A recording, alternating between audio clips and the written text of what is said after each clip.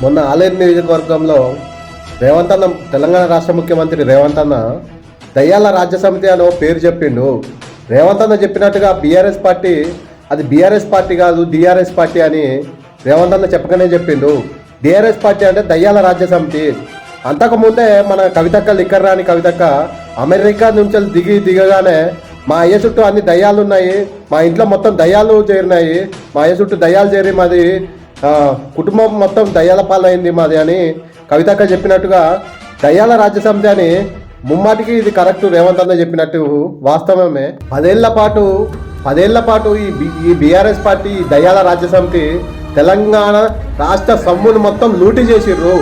ఏ వ్యవస్థలో చూసినా, ఏ పథకాలు చూసినా, ఏ ప్రాజెక్టులో చూసినా ఈ స్కామ్ల పేరు మీద ఈ బీఆర్ఎస్ పార్టీ కల్వకుంట్ల కుటుంబం, వాళ్ళ మంత్రులు, వాళ్ళ ఎమ్మెల్యేలు స్కాములలో మునిగి తేలిర్రు.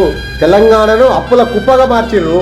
ఈ బీఆర్ఎస్ పార్టీని తెలంగాణ నుంచి తరిమి కొట్టడానికి, తెలంగాణలో గద్దె దింపడానికి రేవంత్ అన్న కంకణం కట్టుకొని నిద్రపోని రాత్రులు గడిపి వాళ్ళని గద్దె దింపే వరకు ఊకొనే పరిస్థితి లేదని మన అందరినీ ఏకతాటి మీదకి తెచ్చి రేవంత్ అన్న ఈరోజు ముఖ్యమంత్రి అయిండు.